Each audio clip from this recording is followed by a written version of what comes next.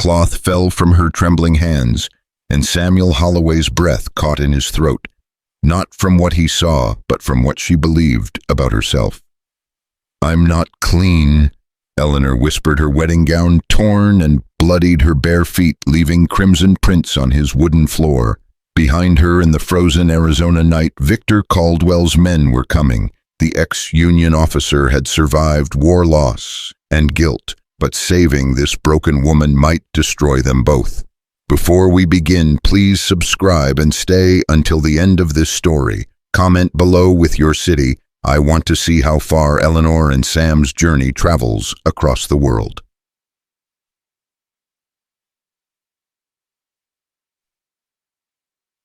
Samuel Holloway heard the stumbling before he heard the knock. It wasn't much of a knock, really more like a body collapsing against wood fingernails scraping down the door frame. He'd been cleaning his rifle by lamplight the way he did most nights, when the memories got too loud, when the sound made him freeze. Nobody came to his cabin after dark. Nobody had reason to. He moved to the door, rifle in one hand, and opened it just enough to see. She fell forward into his arms. Sam caught her by instinct, his soldier's reflexes taking over before his mind could process what he was holding. A woman, young, maybe 25. Her dress was white silk, or had been once, now torn and stained with dirt and blood. No shoes. Her feet were cut to ribbons, leaving dark smears across his threshold. Her breathing came in shallow gasps, her skin ice cold, despite the shawl wrapped around her shoulders. "Please," she whispered, her eyes barely focusing on his face. "Don't let them find me." Then her eyes rolled back, and she went limp in his arms. Sam kicked the door shut and carried her to his bed, the only bed in the one-room cabin. He laid her down carefully, his hands shaking in a way they hadn't shaken since Appomattox. He grabbed blankets, piled them over her, then lit another lamp and knelt beside the bed to examine her wounds. Her feet were the worst, deep cuts, some with splinters still embedded. Her hands were scraped raw. There was a bruise forming on her left cheekbone, and when he gently moved her hair aside, he found dried blood matting the hair near her temple. But it was her dress that made his stomach turn, a wedding dress. The bodice was torn at the shoulder, buttons missing. The hem was caked with mud and what looked like stable filth.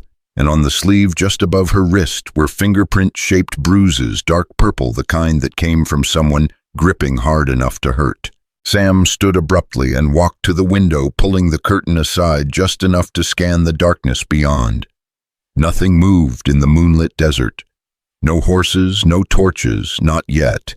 He went to the stove, heated water, and brought it back with clean rags. He'd patched up enough soldiers to know how to clean a wound, though his hands felt clumsy now, out of practice. As he worked on her feet, removing splinters and washing away the blood, she stirred. "No," she murmured, her voice thick with sleep or shock. "No, please. I can't. You're safe," Sam said quietly, not looking up from his work. "Nobody's going to hurt you here." Her eyes opened, then wide and dark and filled with something worse than fear-shame. "I'm not clean," she whispered. Sam's hands stilled. He looked at her face, at the tears tracking down her cheeks, and felt something crack open in his chest, something he'd thought died years ago. "Ma'am," he said carefully, "you're bleeding and half frozen. Let me tend your wounds, and then you can tell me what you mean." She turned her face away. "You don't understand." "Maybe not, but I've got bandages and hot coffee, and whatever's chasing you isn't getting through that door, so let's start there." For a long moment she didn't speak, then so quietly he almost missed it. "His name is Victor Caldwell." Sam's jaw tightened. He'd heard that name before. Everyone in the territory had. "Caldwell," he repeated slowly. "The rancher. My husband." Her voice broke on the word. "As of 6 hours ago." Sam finished wrapping her feet in silence, his mind working through possibilities, none of them good. When he was done, he poured 2 cups of coffee and handed her one. She took it with trembling hands, holding it like it might warm something deeper than her skin. "Tell me what happened," he said. She stared into the cup. My father owed him money, gambling debts, $10,000 he couldn't pay. She laughed, a bitter sound. So he paid with me instead, a wedding contract signed and witnessed. I tried to run 2 days ago, but father locked me in the cellar until the ceremony. And tonight, her hands tightened around the cup. Tonight was supposed to be the wedding night. Victor's men brought me to his ranch house. He told them to leave us alone. He poured whiskey and told me to undress. She closed her eyes. I asked him to wait, to give me time. He laughed and said he'd already waited long enough, that he'd bought me fair and square, and he'd take what was his. Sam's knuckles went white on his own cup. I saw a letter opener on his desk. She continued, her voice eerily calm now. When he turned to lock the door, I grabbed it. I told him I'd kill him if he touched me. He just smiled. He said, "Go ahead, Eleanor. You'll hang for murder and I'll still own your corpse." Jesus Christ. He came at me anyway. I stabbed him. She met Sam's eyes, then her gaze steady despite the tears. In the shoulder. Not deep enough to kill, but enough to make him scream.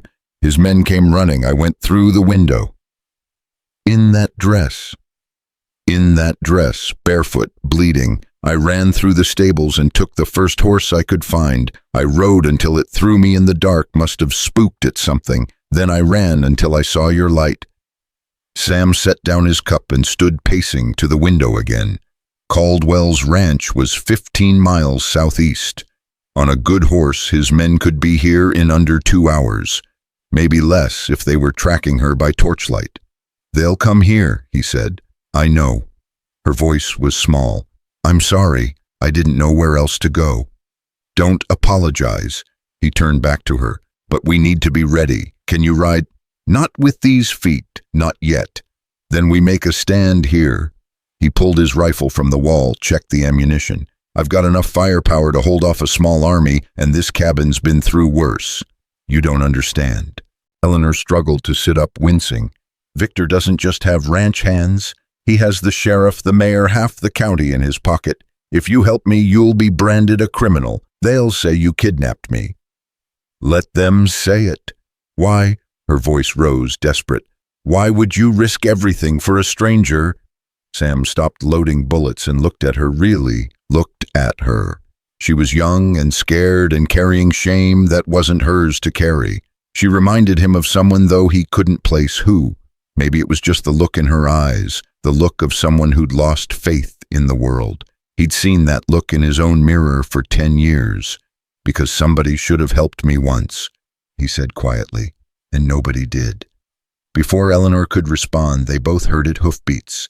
Multiple horses coming fast from the southeast. Sam grabbed his rifle and moved to the window. Get down behind the bed. Don't come out no matter what you hear. Sam, not Samuel. Just Sam. He chambered around. And you're going to be fine, I promise.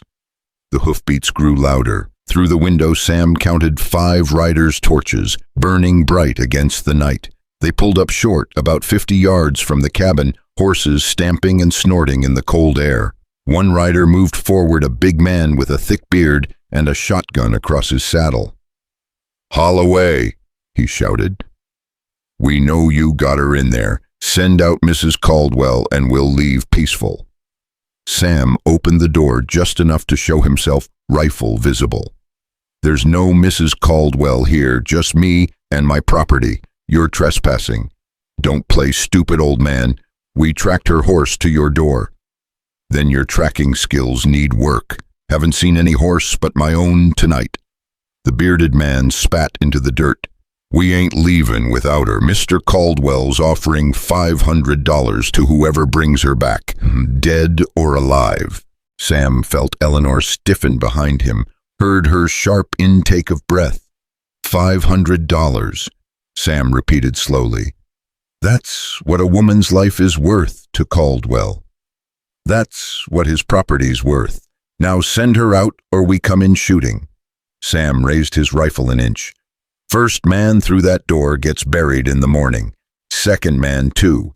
Maybe all 5 of you if you're stupid enough. You're 1 against 5. I'm 1 with 16 rounds high ground and nothing left to lose. You're 5 idiots on horseback lit up like Christmas turkeys. Do the math." For a long moment, nobody moved. Then the bearded man turned his horse. "This ain't over, Holloway. Mr. Caldwell's got resources you can't imagine. He'll burn you out. He can try." The riders wheeled and galloped back the way they came, torches bobbing in the darkness. Sam watched until they disappeared, then closed and barred the door. When he turned around, Eleanor was standing, blankets wrapped around her shoulders, staring at him like she'd seen a ghost. "Why," she whispered, "why would you do that?" Sam set the rifle down and rubbed his face, suddenly exhausted. "Sit down before you fall down. Those feet need rest. Answer me first." He met her eyes. "Because 10 years ago I came home from the war drunk and angry and stupid, knocked over a lamp, burned down my house with my wife and daughter inside. I tried to get them out, but the smoke—" His voice broke.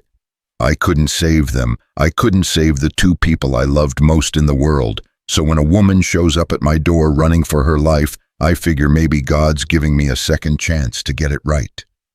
The silence that followed was broken only by the pop and crackle of the stove. Eleanor limped forward and put one small hand on his arm. "I'm sorry," she said, "for your loss, for bringing trouble to your door, for—" "Stop." Sam covered her hand with his own, rough and scarred. "You didn't bring trouble. Trouble was already here, has been since the war ended, maybe before, and you got nothing to apologize for. But I do." Her eyes filled with tears again. "You don't know what happened before I ran, what Victor did, what he said about me, about how I wasn't—" "I don't need to know." Sam's voice was firm. "Whatever he did, whatever he said, it doesn't define you. You hear me? A man who'd buy a woman like livestock doesn't get to decide her worth." She started crying, then deep shaking sobs that bent her double. Sam caught her before she fell and guided her back to the bed, sitting beside her while she wept into his shoulder. He didn't say anything else. There wasn't anything else to say. When her tears finally slowed, she pulled back and wiped her eyes. "I don't even know you," she said, "and you've shown me more kindness in 1 hour than my own father showed me in 25 years. Your father sounds like a bastard." Despite everything, she laughed, a short, startled sound. "He was. I don't even know if he's still alive. Victor might have killed him after I ran. He'd do it just to tie up loose ends. Then we'll assume you're an orphan now. Simpler that way." Eleanor looked at him curiously. "You talk like a soldier." "Was one. Union officer. Served under Grant at Vicksburg and Sherman on the march to the sea." He stood and moved to the stove, pouring more coffee. "Came out here after the war to forget. Didn't work, but at least it's quiet. And lonely. Lonely's safer than crowded. Fewer people to lose." She accepted the fresh cup he offered. "Thank you, Sam, for everything, but they'll be back. You know that." "I know, which means we've got maybe 6 hours before dawn and we need to use them smart." He pulled a chair over and sat facing her. "First things first, that dress has got to go. It's too recognizable. I've got an old shirt and trousers that'll fit you better than nothing. Second, we need to figure out where you're going. You got family anywhere? Friends, anyone who'd hide you?" Eleanor shook her head slowly. "My mother died when I was 12. No siblings. Father kept me isolated, said it wasn't proper for a lady to have too many friends. The only people I knew were his gambling associates, and they're all Caldwell's friends now." "What about the law, real law, not Caldwell's pocket sheriffs?" "There's a federal marshal in Tucson, but that's 4 days' ride and I don't have papers, money, or proof of anything. It's my word against Victor's. Who do you think they'd believe?" Sam was quiet for a moment, thinking. Then, what if we had proof? Proof of what? That Caldwell's not just a cruel bastard, but a criminal. Something big enough that even his bought lawmen couldn't ignore it. Eleanor frowned. "I don't understand." Sam stood and began pacing again, his mind working through old connections, half-remembered rumors. "When I first came out here, I heard stories about Caldwell, nothing proven but whispers, about things he did during the war. Confederate captain, right?" "I think so. He mentioned serving under Hood." "Hood. Sam's jaw tightened. Figures. Hood's army committed some of the worst atrocities I ever heard of. Civilian massacres, prisoner executions, scorched earth. If Caldwell was part of that, you think he has a record? Every officer does. Question is whether anyone cares enough to dig it up. He stopped pacing and faced her. There was a massacre in Tennessee, place called Willow Creek, spring of 1864. 37 civilians dead, mostly women and children. Confederate raiders claimed it was retaliation for Union sympathizers, but some of us thought it was just murder. Eleanor's face had gone pale. How do you know about this? Because I was there. Sam's voice was hollow. 3 days after it happened, my company was supposed to raid a supply depot near Willow Creek, but when we arrived, the town was already burning. Bodies everywhere. We reported it, but nothing came of it. War was chaos back then. Massacres got lost in the noise. And you think Victor was involved? I think if he was, and if we could prove it, he'd hang. War crimes don't have a statute of limitations. Eleanor was quiet for a long moment, staring into her coffee. When she spoke, her voice was barely above a whisper. There's something I didn't tell you. About my dress. What about it? She set down the cup and reached for the torn bodice fingers, trembling as she found a small pocket sewn into the lining, so small and well hidden that Sam hadn't noticed it. From inside, she pulled out a handkerchief, white silk, with delicate embroidery along the edges. My mother gave me this the day before she died, Eleanor said. It's the only thing I have left of her. I sewed it into my dress so Father couldn't sell it. Sam took the handkerchief, carefully holding it up to the lamplight. The embroidery was beautiful tiny flowers and vines, and in one corner a family crest he didn't recognize. Mason, Eleanor said, seeing his confusion. That was my mother's maiden name. She came from old Virginia money before the war destroyed everything. Sam turned the handkerchief over. On the back, someone had embroidered something else, not flowers, but letters and numbers so small they were almost invisible. HC 41764 VC. Do you know what this means? He asked. Eleanor shook her head. I noticed it years ago, but Mother died before I could ask her. I always assumed they were her initials or something. Sam's pulse quickened. HC could be Hargrove's Crossing. That's a mining settlement 20 miles north of here. And 41764... He looked up sharply. That's 3 days before the Willow Creek massacre. You think there's a connection? VC, Sam said slowly. Victor Caldwell. Eleanor's eyes widened. But how would my mother know Victor? She died years before Father ever met him. Maybe she didn't know him. Maybe she knew about him. Sam's mind was racing now, pieces falling into place. Your mother was from Virginia. Caldwell served in Virginia. What if she witnessed something? What if she recorded it somehow? And this, he held up the handkerchief, is a map or a key to where she hid the evidence. That's a lot of ifs. It is. But it's also the first real lead we've got. He handed the handkerchief back to her. Get some rest. At first light, we ride to Hargrove's Crossing and see what we find. If there's any chance your mother left proof of Caldwell's crimes, we take it to the federal marshal ourselves. And if there's nothing there, then we keep running, but at least we'll know we tried. Eleanor clutched the handkerchief to her chest. Why are you doing this? Really, it's more than guilt about your family. I can see it in your eyes. Sam was quiet for a long time, finally, because the war took everything from me. My wife, my daughter, my faith in anything good. And I've spent 10 years trying to drink myself to death, hoping maybe God would show mercy and let me join them. But tonight, when you fell through that door, I realized something. What? That maybe I'm still here for a reason. That maybe saving you is how I save myself. Eleanor reached out and took his hand. Her fingers were small and cold, but her grip was strong. Then we save each other, she whispered. Deal. Sam squeezed back. Deal. Outside, the desert wind howled across the empty plains, carrying with it the scent of coming dawn and the distant thunder of hoofbeats. still miles away but getting closer. Somewhere out there, Victor Caldwell was gathering his men, plotting revenge and preparing to hunt down the woman who'd dared to stab him and run. But inside the cabin, for the first time in 10 years, Samuel Holloway felt something he'd thought was dead forever. Hope. And in the flickering lamplight, as Eleanor finally fell asleep, with her mother's handkerchief clutched in her hand, Sam cleaned his rifle, checked his ammunition, and prepared for the war he'd thought he'd left behind. Because some battles, he was learning, never really end. They just wait for the right moment to begin again. Sam didn't sleep that night.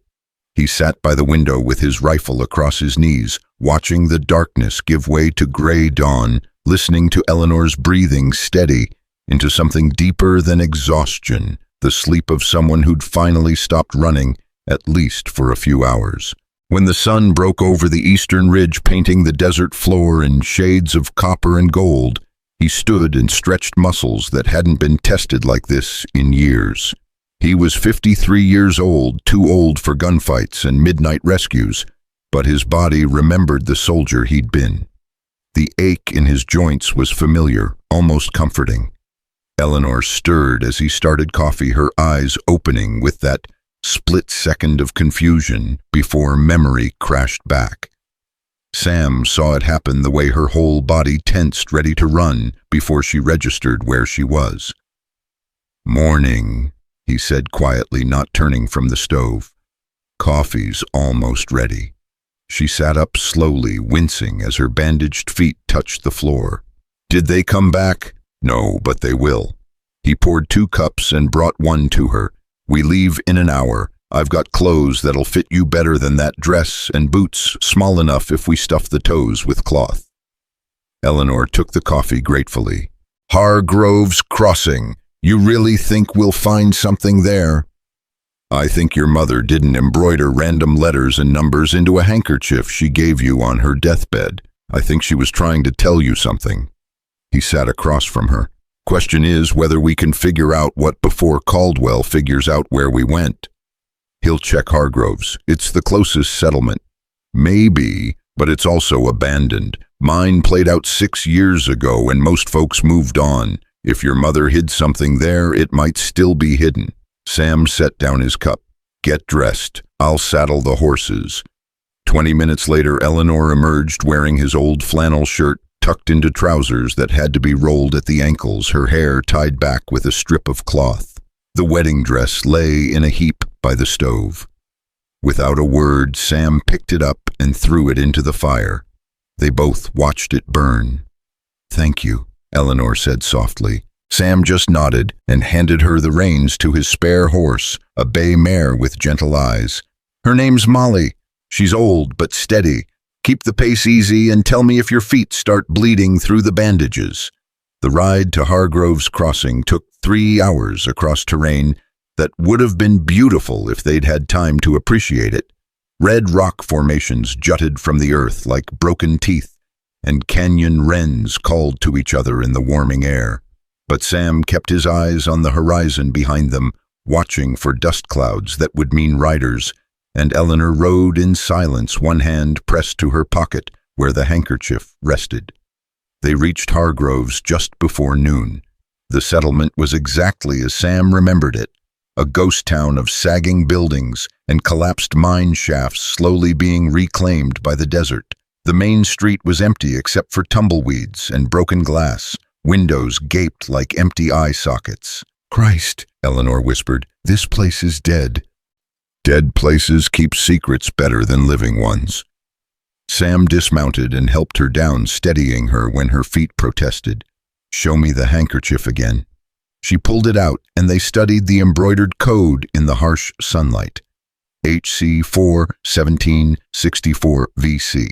Sam walked slowly down the main street, Eleanor limping beside him, looking at each building for anything that might connect to the letters or numbers.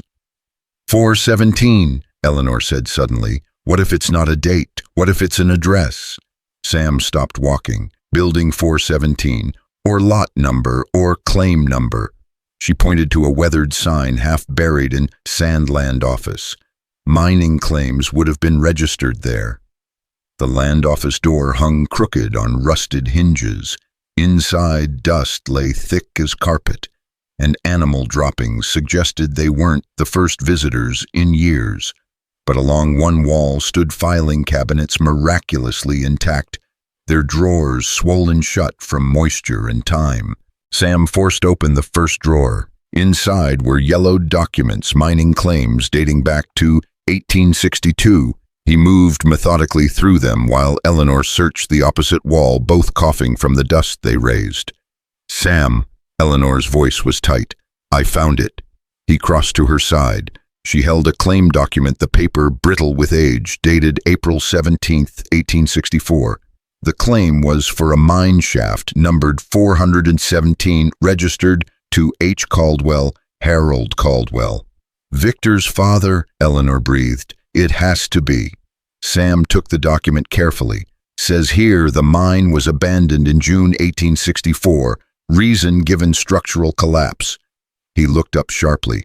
2 months after your mother embroidered that handkerchief. 2 months after Willow Creek. You think something's hidden in the mine? Only one way to find out. The mine shaft was a quarter-mile outside town, marked by a rotting timber frame and a pile of rubble that had once been the entrance. But someone Sam couldn't tell how long ago had cleared enough debris to make the opening passable, though just barely. "We'll need light," he said, eyeing the black hole in the earth. "And we'll need to be fast. If that tunnel's unstable, we can't risk—" "I'm going in." Eleanor's voice was firm. "My mother died trying to tell me something. I'm not leaving without finding out what." Sam studied her face, the determination there, the steel beneath the fear. She'd been a runaway bride 12 hours ago. Now she was something else, something harder. "All right," he said, "but I go first. Stay close behind me and don't touch the support beams. Some of them look ready to go."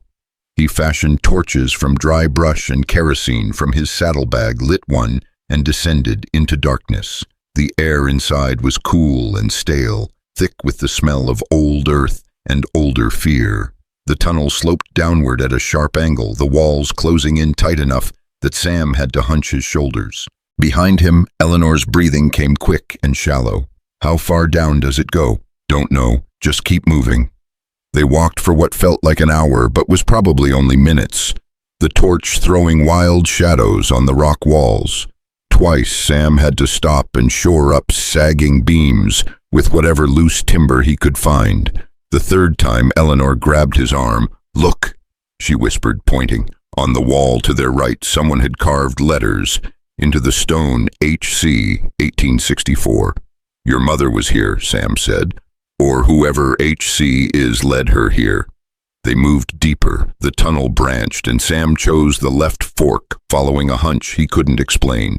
20 feet later, the passage opened into a wider chamber, a natural cave that the miners had enlarged, leaving a flat rock floor and walls that stretched up into darkness beyond the torchlight.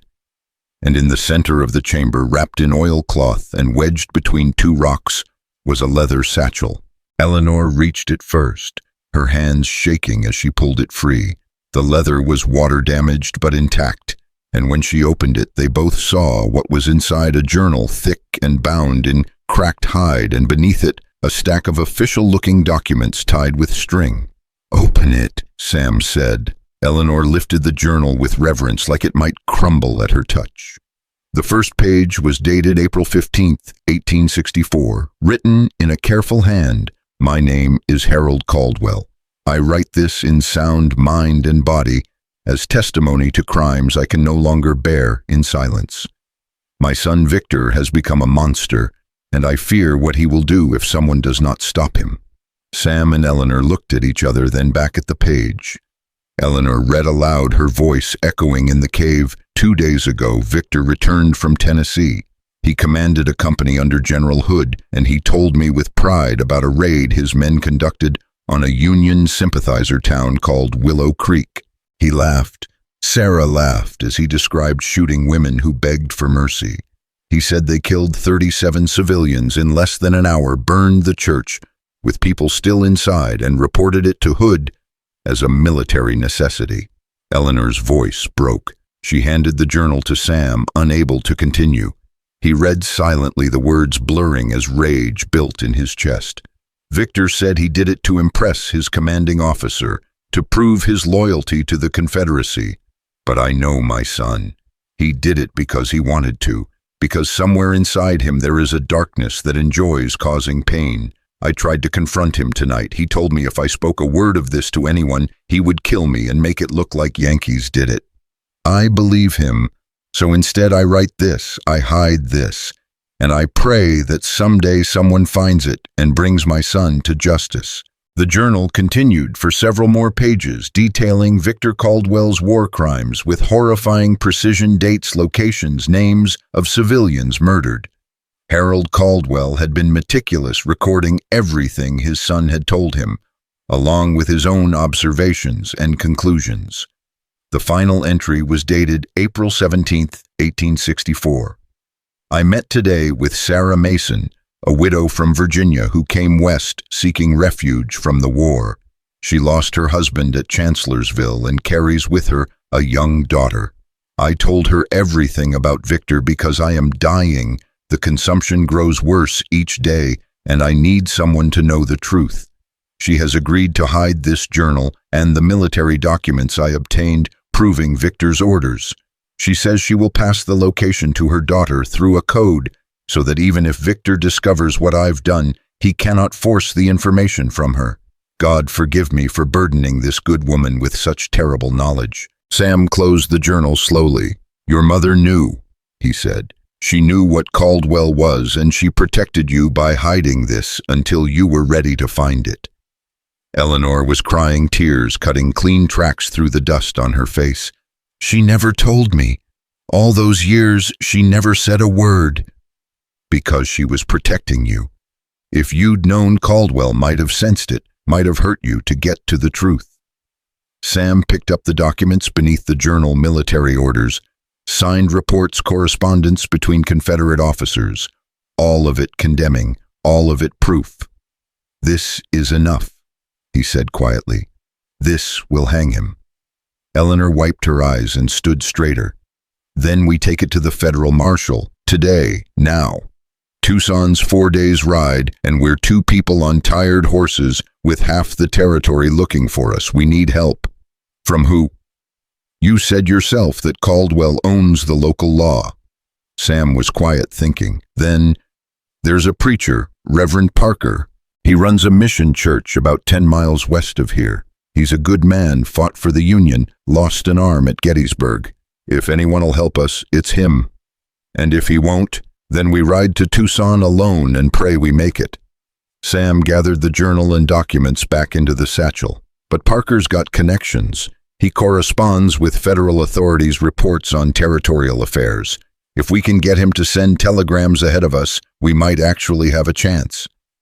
They emerged from the mine into afternoon sunlight that felt like a blessing after the darkness below. Sam blinked away the glare and scanned the horizon automatically and froze. Riders, he said flatly, southeast, maybe 2 miles out. Eleanor followed his gaze and saw them, a line of horsemen, at least 8, moving fast toward Hargrove's Crossing. Caldwell's men, she whispered. Get on the horse, now. They mounted quickly, Sam taking the satchel and strapping it to his saddle. He turned Molly west toward where Reverend Parker's church lay hidden in a canyon and kicked her into a gallop. Eleanor followed, her face set in grim determination despite the pain in her feet. Behind them, the riders had spotted their movement. A shout carried across the desert, then the crack of a rifle shot. Sam bent low over his horse's neck. Stay close and don't stop for anything. They rode hard for 20 minutes, the horses' breathing growing labored, foam flecking their necks. Sam risked a glance back and saw the riders gaining. They had fresher horses, and there were 8 of them to spread the chase. Another rifle shot whined past, closer this time. Sam, Eleanor's voice was strained. I can't, my feet. Just a little further, the canyon's just ahead, and there it was, a narrow gap in the rock face, barely wide enough for a horse and rider.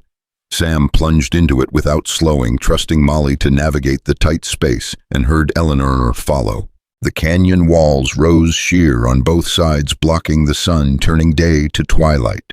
They emerged into a hidden valley, and there stood Reverend Parker's church, a simple wood structure with a cross atop the roof and a garden behind it. An older man in black cloth was tending the garden, and he looked up sharply at the sound of hooves. "Reverend Parker," Sam shouted, pulling his horse to a stop. "We need sanctuary."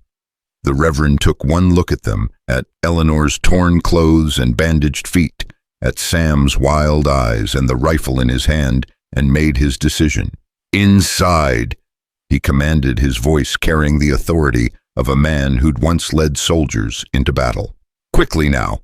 They dismounted and ran for the church door just as the riders burst through the canyon entrance. Sam turned, rifle raised, and fired a warning shot over their heads. "That's far enough," he roared. "This is holy ground. Turn back or answer to God." The lead rider, the same bearded man from the night before, pulled up short, the others following suit. "We got no quarrel with the church. Just hand over the woman and we'll leave peaceful." Reverend Parker stepped forward then, and Sam saw for the first time that the man's left sleeve was pinned up at the elbow, his arm lost to war. But his right hand held a shotgun, and his face was carved from granite. "There are no women here except those under the protection of Christ," Parker said calmly. "And I suggest you gentlemen remember that before you do something you'll regret." The bearded man spat. "Mr. Caldwell's offered $1,000 now, 1,000 Reverend for her return. And the Lord offered salvation for 30 pieces of silver. I wasn't interested in that bargain either." Parker cocked his shotgun. "Leave, now, while you still can."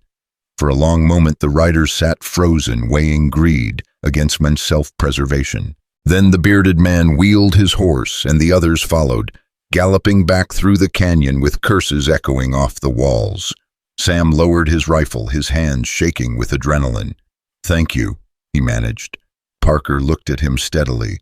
"Samuel Holloway, didn't expect to see you in my church. You haven't darkened these doors in 10 years. "I know, I'm sorry, I just save it." Parker's voice softened. "Get inside before they come back with reinforcements. We have much to discuss."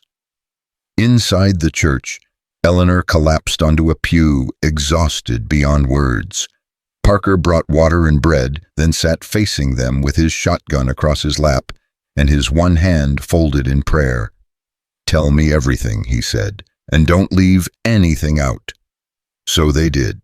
Sam told him about Eleanor's arrival, about the wedding night escape, about Caldwell's pursuit. Eleanor showed him the handkerchief and explained about her mother. And together, they presented the satchel with Harold Caldwell's journal and the military documents. Parker read in silence for a long time, his face growing darker with each page. When he finished, he closed the journal with a sound like a judge's gavel.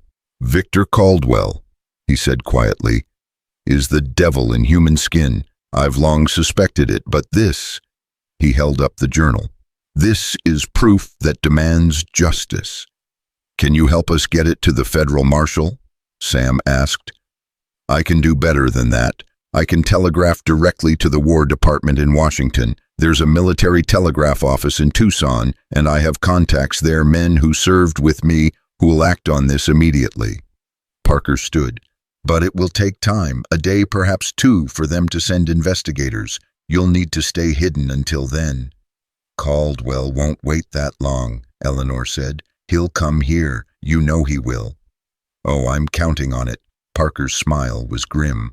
"This church has survived Apache raids, drought, and a flash flood that killed half the county. Victor Caldwell doesn't frighten me, and if he wants a war, I'll give him one." Sam felt something loosen in his chest, the first real hope since this all began. "Thank you, Reverend. Don't thank me yet. We're not safe until Caldwell's in chains." Parker moved to the window, peering out at the empty canyon. "They'll be back tonight with more men. Maybe tomorrow morning at the latest. We need to prepare."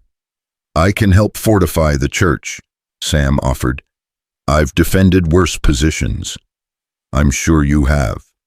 Parker looked at him with something like compassion. Sam, I know you carry guilt about your family, about that fire, but you need to understand something. Redemption doesn't come from dying for someone. It comes from living for them, from choosing every day to do better than you did yesterday. Sam's throat tightened. I don't know if I can. You're doing it right now.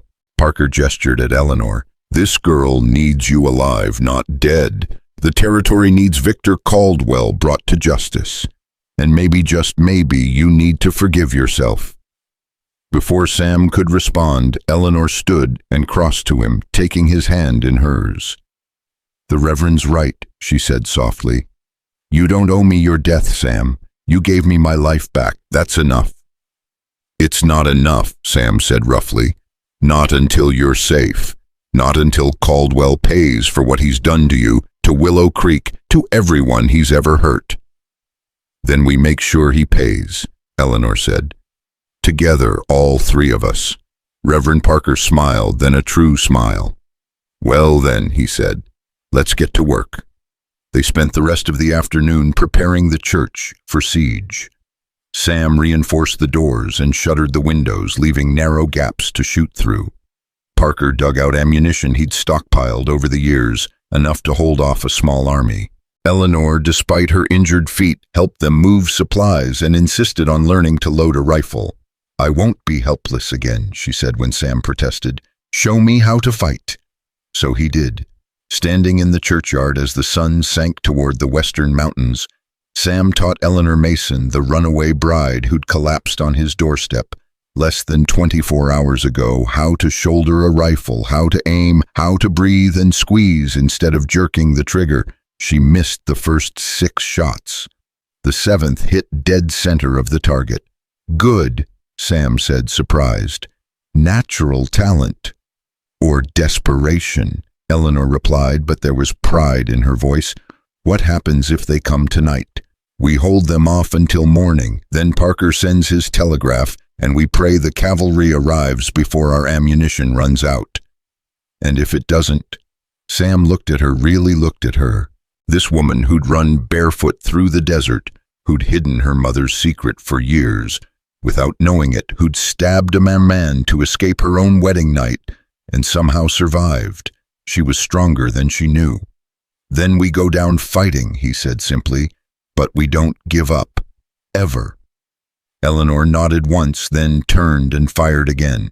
This time she hit the target on the first try. As night fell over Reverend Parker's church, 3 people prepared for war, an ex-Union officer haunted by his past, a runaway bride carrying proof of war crimes, and a one-armed preacher who'd seen too much death to fear it anymore. Outside, the desert grew cold and dark, and somewhere in that darkness, Victor Caldwell was gathering his men. The battle for Eleanor Mason's freedom and Samuel Holloway's redemption was about to begin. They came at dawn. Sam heard them before he saw them, the creak of leather, the snort of horses' boots crunching on gravel. He'd been awake all night, positioned at the window, facing the canyon entrance, and now he pressed himself against the wall and peered through the narrow gap between the shutters. 15 men, maybe more, hidden in the rocks. They'd come prepared this time, spread out in a loose semicircle around the church, rifles visible across their saddles, and in the center, mounted on a black stallion, sat Victor Caldwell himself. Sam knew him immediately, even though they'd never met. The man sat too straight in the saddle, like he was posing for a portrait. His face was handsome in a cruel way, sharp features, calculating eyes, a mouth that smiled without warmth. A bandage wrapped his left shoulder where Eleanor had stabbed him. Reverend Parker, Caldwell's voice carried easily across the morning air, smooth as whiskey and just as poisonous. I know you're in there, and I know you have something that belongs to me behind Sam. Eleanor stiffened. She stood near the altar with her own rifle, her face pale but determined. Reverend Parker moved to the front door, still holding his shotgun. Nothing in this church belongs to you, Caldwell, Parker called back. Turn around and go home before someone gets hurt. Caldwell laughed. You've got spirit, Reverend. I respect that. But you're harboring a fugitive. My wife ran away on our wedding night and I want her back. Surely a man of God understands the sanctity of marriage. I understand that you bought a woman like livestock and tried to force yourself on her. There's no sanctity in that." The smile dropped from Caldwell's face. "Careful, old man. I've got 15 guns aimed at your church right now. One word from me and we turn this place into kindling." "And one word from me," Parker said calmly, "and I send a telegraph to the War Department in Washington detailing your crimes at Willow Creek. 37 civilians murdered Caldwell, women and children. I've got your father's journal and the military documents to prove it." For the first time, something like fear crossed Caldwell's features. "You're bluffing." "Am I?" Harold Caldwell kept meticulous records. He wrote down every word you told him about Tennessee, every name, every date, every atrocity. He died hating what his son had become. Caldwell's hands tightened on his reins. "That journal burned years ago. I made sure of it." "No, you didn't. Your father gave it to someone before he died. Someone who knew exactly what kind of monster you were." Parker's voice hardened. "Sarah Mason, Eleanor's mother." Sam saw the moment understanding hit Caldwell, the way his whole body went rigid, his face twisting with rage. "That bitch," he hissed. "That goddamn bitch. I should have known when I married her daughter, should have seen the resemblance."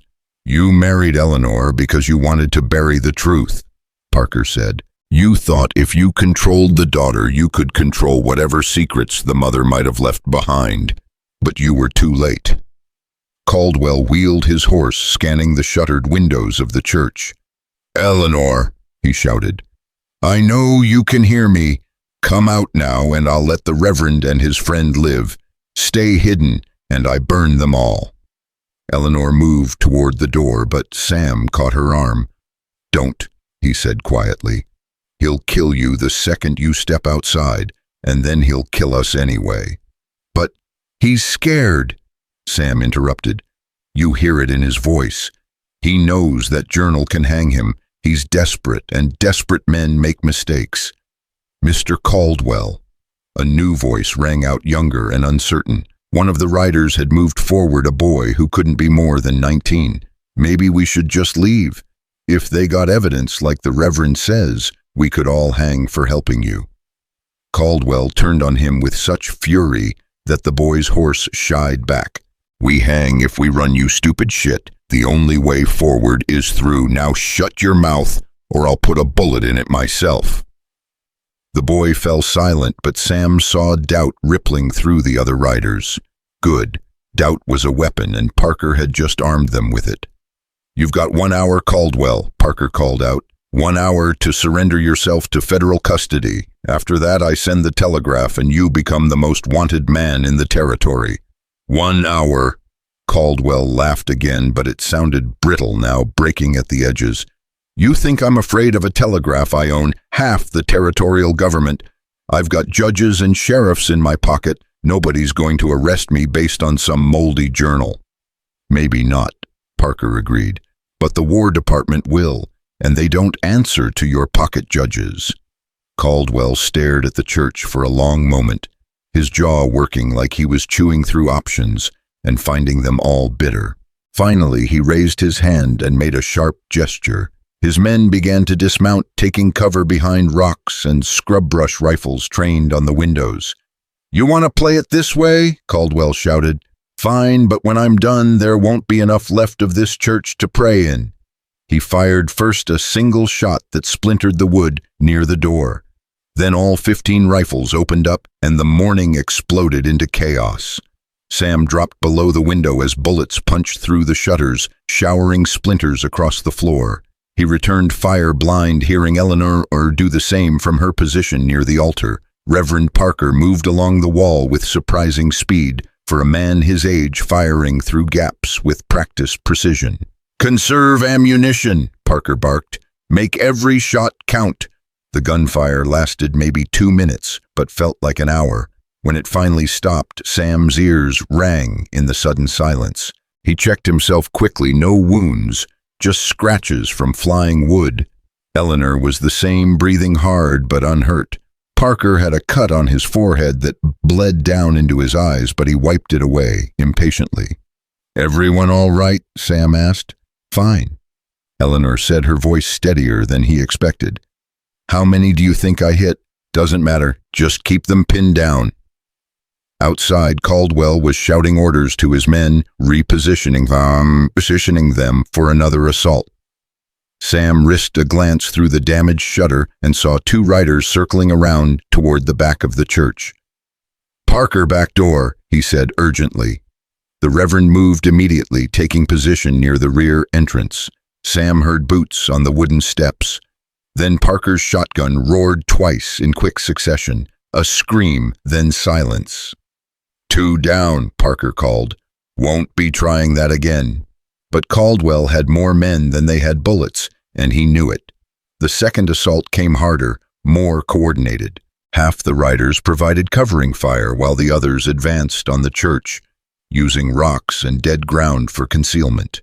Sam picked his targets carefully, dropping one man who got too close, winging another who crawled back, cursing. Beside him, Eleanor fired with a concentration that would have impressed a soldier. She'd stopped flinching at the recoil, stopped hesitating before each shot. Whatever fear she'd carried when she first arrived at Sam's cabin had burned away, leaving something harder behind. "I'm down to 6 rounds, she said during a lull in the fighting. "Take half of mine." Sam pressed bullets into her hand. "And Eleanor, when this is over, when Caldwell's dealt with, you're going to be all right. You know that, right?"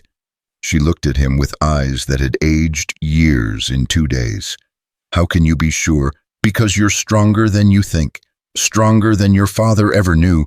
Stronger than Caldwell feared." He loaded his rifle with steady hands. "Whatever happens today, you survive. You hear me?" "I hear you."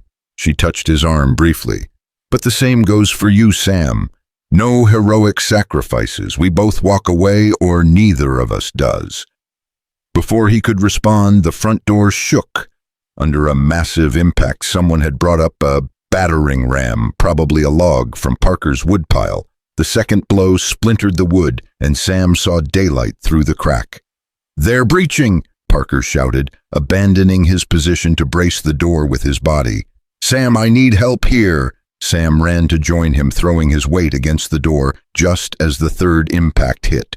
The wood held but barely, and he knew it wouldn't survive another blow. Behind them, Eleanor kept firing through the windows, trying to pick off whoever was operating the ram. "Got him," she cried. "Got the bastard with the log." But 2 more men immediately took his place, and the battering continued. On the 4th impact, one of the hinges broke free. On the 5th, Parker grunted in pain as the door slammed into his ribs. "Can't hold it," he gasped. "Sam, get back. Take Eleanor and go out the vestry window. I'll buy you time." "The hell you will." Sam braced harder. "We stand together, or we don't stand at all." "Noble. Stupid, but noble." Parker managed a bloody smile. "Always did like you, Holloway, even when you were drinking yourself to death." The 6th impact shattered the door completely. Men poured through the opening, and suddenly the fight wasn't about rifles anymore. It was knives and fists and desperate close-quarters brutality. Sam swung his rifle like a club, felt it connect with someone's jaw. A man tackled him from the side, and they went down together, grappling on the church floor. Sam was 53 and out of practice, but the soldier in him hadn't forgotten how to kill. He got his hands around the man's throat and squeezed until the thrashing stopped. Then someone kicked him in the ribs, and he rolled away, gasping. Across the church, Eleanor had abandoned her rifle and grabbed a candlestick from the altar. She swung it like a weapon, catching one of Caldwell's men across the temple. He dropped like a sack of grain, but there were too many of them, 5, 6 men now inside the church, with more trying to push through the broken doorway. Reverend Parker fought like the soldier he'd once been, one-handed but fierce, using his shotgun as a club when he ran out of shells. Sam saw him take down 2 men before a third got behind him and struck him with a rifle butt. Parker collapsed without a sound. "No!" Sam surged forward, throwing himself at Parker's attacker, and they crashed into the pews. Pain exploded in Sam's jaw as a fist connected. Then his temple, then his ribs again. The world tilted sideways. Through the ringing in his ears he heard Eleanor screaming, heard the sound of more men entering, heard Caldwell's voice triumphant and hateful. "Got her, boss. I got the girl." Sam forced his eyes open and saw Eleanor struggling in the grip of two men, her face cut and bleeding but still fighting. Caldwell stood in the shattered doorway, his own rifle pointed at Sam's head. "Well, well," Caldwell said softly, "the mighty defender. You know I actually respect what you tried to do here. Futile, but admirable." He cocked the rifle. "Any last words before I blow your head off?" Sam spat blood. "Yeah, go to hell." Caldwell's finger tightened on the trigger, and then a new sound cut through the chaos hoofbeats. Lots of them coming fast. Everyone froze. Through the broken door, Sam saw riders pouring through the canyon entrance, at least 20 men in blue uniforms, led by an officer with a drawn saber. "Federal cavalry," someone whispered. Caldwell's face went white. No, that's impossible. "Drop your weapons," the cavalry officer roared. "By order of the United States Army, you are all under arrest for assault on a federal witness." Caldwell swung his rifle toward the door, but he never got the shot off.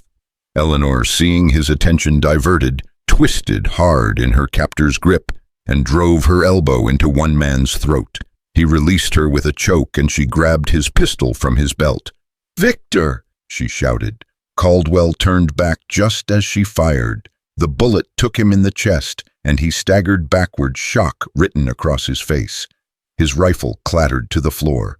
"You shot me," he said, almost wonderingly. "You actually shot me."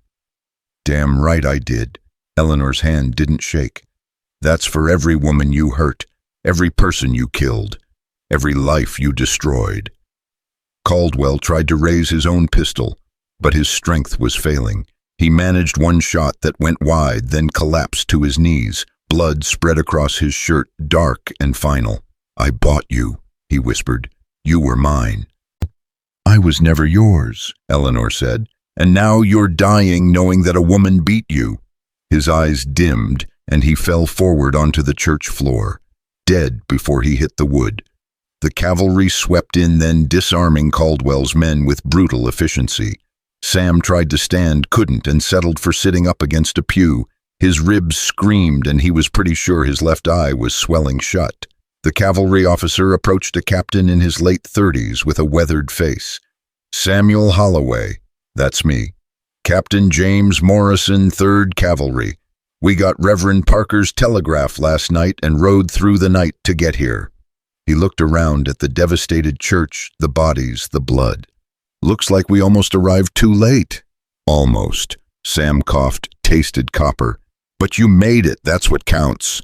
Morrison crouched beside him. "The Reverend's alive, but he needs a doctor. You both do. And Miss Mason—" He looked at Eleanor, who still held the pistol, staring down at Caldwell's body.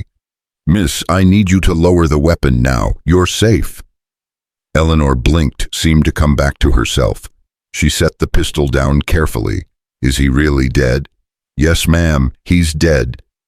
"Good." Her voice was flat, empty of emotion. Then she swayed, and Sam was on his feet despite his injuries, catching her before she fell. "I've got you," he said, holding her close. "It's over, Ellie. It's finally over." She buried her face in his shoulder and started crying deep, wrenching sobs that shook her whole body. Sam held on one hand, stroking her hair, whispering nonsense comfort words, while cavalry troopers moved around them, securing the scene. Captain Morrison stood and gave quiet orders to his men. Caldwell's surviving riders were being rounded up, hands bound, made to sit under guard while a sergeant cataloged their names and weapons. 2 troopers carried Reverend Parker out on a makeshift stretcher, his face gray but his breathing steady. "Mr. Holloway," Morrison said after a moment, "we'll need statements from all of you, and we'll need that journal the Reverend mentioned in his telegraph." Sam nodded toward the satchel, still miraculously intact, where Parker had stashed it behind the altar. "Everything you need is in there.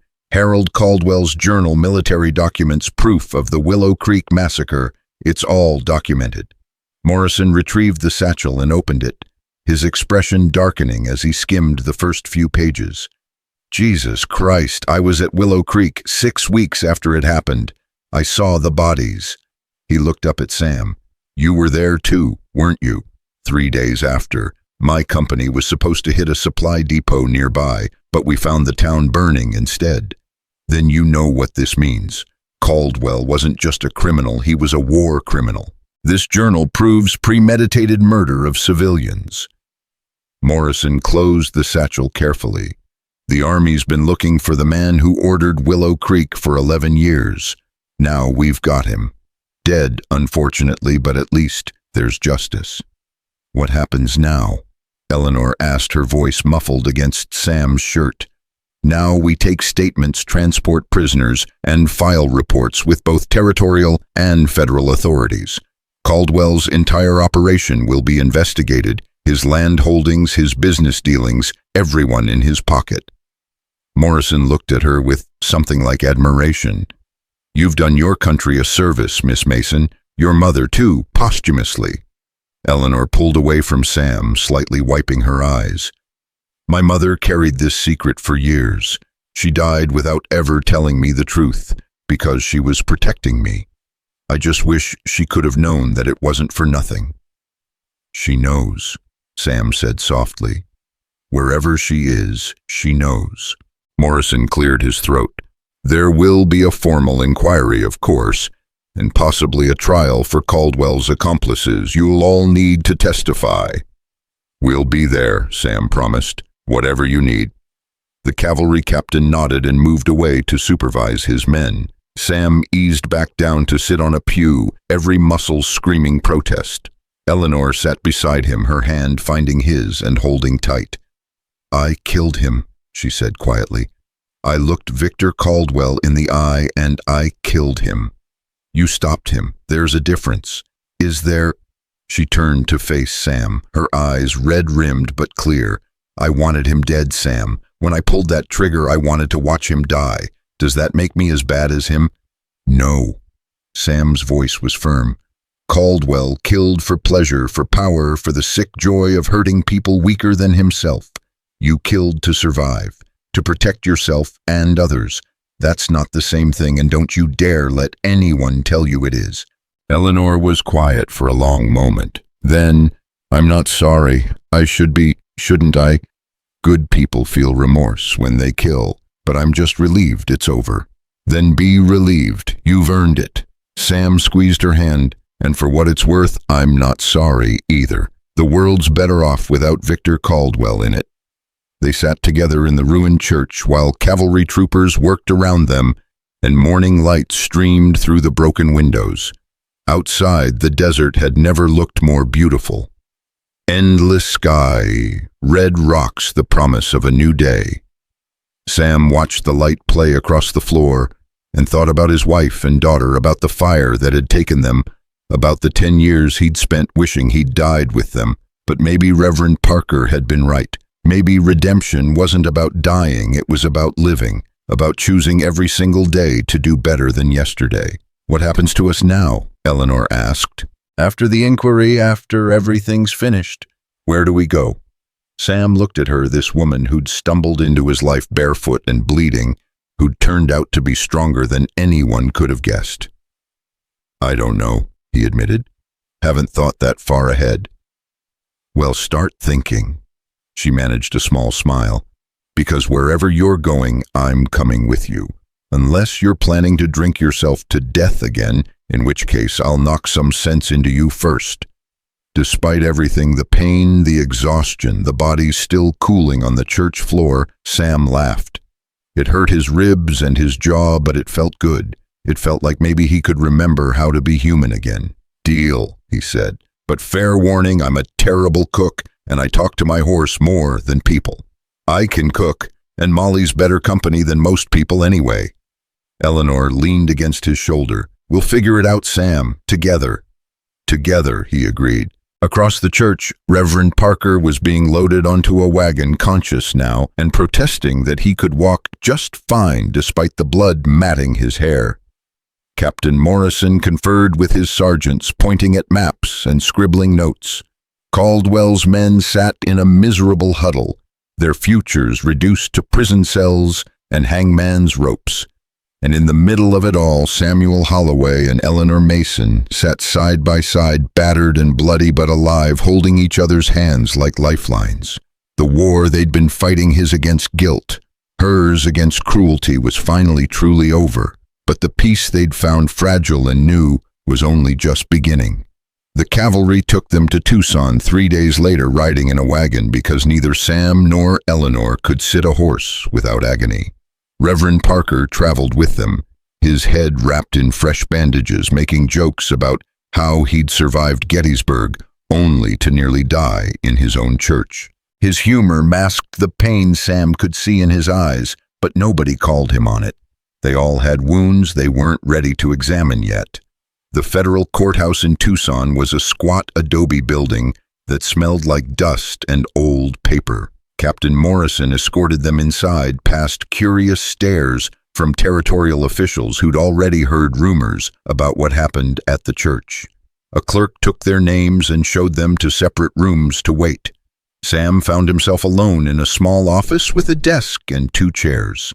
Through the window he could see the street normal people going about normal lives, buying supplies, leading horses, laughing at jokes he couldn't hear. It felt impossible that the world had just kept turning while his own had exploded and reformed into something unrecognizable. The door opened and a woman entered. She was maybe 40, with steel-gray hair pulled back severe and eyes that missed nothing. She introduced herself as Margaret Hayes, federal prosecutor. "Mr. Holloway," she said, sitting across from him, "I've read Captain Morrison's preliminary report. I need to hear the story in your own words, from the beginning." So Sam told her. He started with Eleanor collapsing at his door and ended with Caldwell dying on the church floor. Hayes took notes in tight, efficient handwriting, stopping him occasionally to ask for clarification or additional detail. When he finished, she set down her pen and studied him. "You understand that technically you aided a fugitive," she said. "Eleanor Mason was legally married to Victor Caldwell. By harboring her, you violated territorial law." "I don't give a damn about territorial law," Sam said flatly. "That marriage was forced. She was property to him, nothing more. No law worth respecting would have sent her back." "I agree with you." Hayes's expression softened slightly. "But I need to know you understand the legal complications. Caldwell's estate, and he had considerable property, will likely contest everything. They'll paint Eleanor as a murderer and you as her accomplice. They'll say Reverend Parker falsified evidence and that the journal is a forgery. Is that what you think?" "No, I think Victor Caldwell was a monster who got exactly what he deserved. But what I think doesn't matter. What matters is what we can prove in court." She leaned forward. "The journal is authentic. We've verified the handwriting against other documents Harold Caldwell signed. The military records check out. We have testimony from survivors of Willow Creek who can identify Caldwell's unit. We have everything we need to posthumously convict him of war crimes." But Eleanor shot an unarmed man in a church. Even if it was justified, even if he'd just tried to kill her, there will be people who demand she face charges, particularly people who were on Caldwell's payroll. Hayes pulled out another document. "I'm recommending the territorial governor grant her a full pardon based on self-defense. Captain Morrison supports this, as does Reverend Parker, but I need to know if you'll support it too." "Of course I will. Why wouldn't I?" "Because testifying means reliving everything that happened. It means standing in front of a courtroom full of Caldwell's allies and defending your actions. It means having your own past examined, your service record, your family tragedy, your decade of isolation and drinking." Hayes's voice was gentle but firm. "They'll paint you as an unstable drunk who corrupted an innocent woman. Can you handle that?" Sam thought about his wife and daughter, about the fire, about 10 years of guilt that had nearly killed him. Then he thought about Eleanor's hand in his, her voice, saying together, "I can handle it," he said. "Whatever they throw at me, I can take it, as long as Eleanor gets her freedom." Hayes nodded slowly. "Then we'll proceed. The inquiry begins tomorrow. Be prepared for it to get ugly." She wasn't wrong. The inquiry lasted 5 days, and it was brutal from the start. Caldwell's lawyer, a sharp-faced man named Dutton, who'd clearly been paid well over the years, attacked every aspect of their story. He suggested Eleanor had seduced Sam deliberately, that they'd planned to murder Caldwell and steal his fortune. He implied Reverend Parker was senile and easily manipulated. He brought in witnesses who testified that Caldwell had been a pillar of the community, generous and fair, beloved by all. Sam sat through it all with clenched fists, watching Eleanor endure questions designed to humiliate her. Dutton asked about her wedding night in graphic detail, forced her to describe exactly where Caldwell had touched her, suggested she'd actually wanted his attention, and only changed her mind later, out of spite. "Isn't it true, Miss Mason," Dutton said with false sympathy, "that you were perfectly willing to marry Mr. Caldwell until you met Mr. Holloway? That you developed an inappropriate attachment to an older man and decided to murder your husband to pursue it?" Eleanor's hands shook, but her voice stayed steady. "No, that's not true." "Then explain why you ran to Mr. Holloway's cabin specifically. There were other homes closer to the Caldwell ranch. Why his? Because his was the first light I saw, because I was bleeding and terrified and I didn't know where else to go." Eleanor lifted her chin. "And because when I got there, he treated me like a human being instead of property, which is more than Victor Caldwell ever did." Dutton smiled like he'd been waiting for that answer. "So you admit you formed a bond with Mr. Holloway, an emotional connection?" "I formed a friendship with a man who saved my life, yes. A friendship that motivated you to murder your legal husband." "I killed Victor Caldwell because he was trying to kill us," Eleanor said, her voice rising. "Because he'd already murdered 37 people in Tennessee and would have murdered us too if I hadn't stopped him. That's not murder, Mr. Dutton, that's survival." The gallery murmured, and the judge, a stern woman named Kilpatrick, who'd made it clear she had no patience for theatrics, banged her gavel. "Mr. Dutton, move on." But the damage was done. Sam could see doubt flickering across some of the observers' faces, could hear the whispers that followed them when they left the courthouse each evening. The town was divided. Half believed Eleanor was a victim, half thought she was a calculating killer. On the 4th day, they called Sam to testify. Dutton went after him immediately, pulling out records of his military service and reading them aloud to the court. "It says here you were cited for excessive drinking during the siege of Petersburg, that you struck a superior officer, that you were nearly court-martialed twice for insubordination." Dutton looked up. "Does that sound like the record of a stable, trustworthy man?"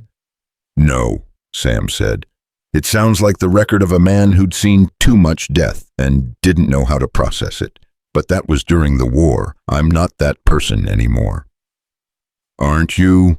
According to territorial records, you've been arrested 3 times in the past 10 years for public intoxication. You live alone in a remote cabin with no employment and no social connections. You've been heard talking to yourself or to people who aren't there."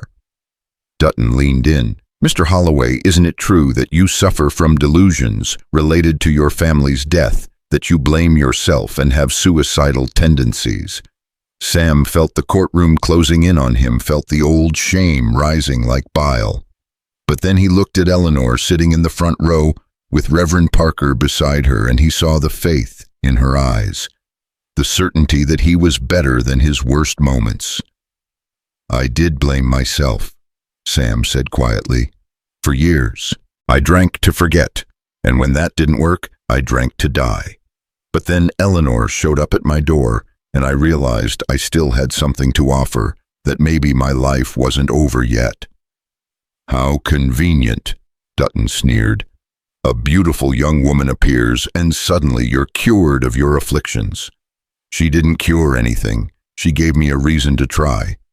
Sam met Dutton's eyes steadily. You want to paint me as crazy or dangerous or whatever narrative helps your case. Fine, but nothing you say changes the facts. Victor Caldwell bought a woman against her will, tried to rape her, and hunted her when she escaped. Those are crimes, Mr. Dutton, and when I had the chance to stand up against them, I did. I'd do it again tomorrow. The courtroom erupted in applause and angry shouts simultaneously. Judge Kilpatrick banged her gavel so hard Sam thought it might break. Order, I will have order. She glared at the gallery until silence fell. Mr. Dutton, unless your next question pertains to the actual events in question, you're done with this witness. Dutton opened his mouth, clearly wanting to continue, but thought better of it.